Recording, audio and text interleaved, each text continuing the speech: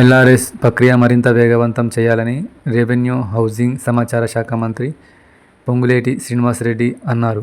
నిషేధిత జాబితాలో ఉన్న గజం స్థలాన్ని రిజిస్ట్రేషన్ చేసినా కఠిన చర్యలు తీసుకుంటామని ఆయన హెచ్చరించారు.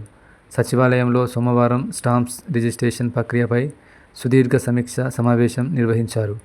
ప్రజలకు సమర్థవంతంగా, అవినీతి రహిత సేవలు అందించేలా సబ్ రిజిస్ట్రార్ కార్యాలయాల్లో స్లాట్ బుకింగ్తో పాటు బయోమెట్రిక్ విధానాన్ని తీసుకురాబోతున్నామని మంత్రి తెలిపారు. ప్రస్తుతం ఒక డాక్యుమెంట్ రిజిస్ట్రేషన్కు కనీసం 45 నిమిషాల నుంచి గంటకు పైగా సమయం పడుతుందని, స్లాట్ బుకింగ్ విధానం ద్వారా 10 నుంచి 15 నిమిషాలలోనే రిజిస్ట్రేషన్ ప్రక్రియ పూర్తవుతుందన్నారు.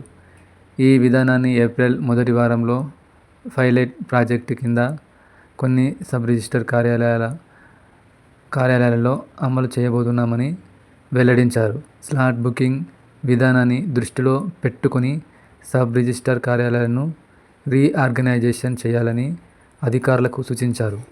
నిషేధిత జాబితాలో ఉన్న ఆస్తులను ఎట్టి పరిస్థితుల్లోనూ రిజిస్ట్రేషన్ చేయకుండా పకడ్బందీగా చర్యలు తీసుకోవాలని, భూభారతి తరహాలో ప్రత్యేకంగా ఒక పోర్టల్ను ఏర్పాటు చేసి నిషేధిత ఆస్తుల వివరాలను అందులో పొందుపరిచి రెవెన్యూ శాఖకు అనుసంధానం చేయాలని సూచించారు.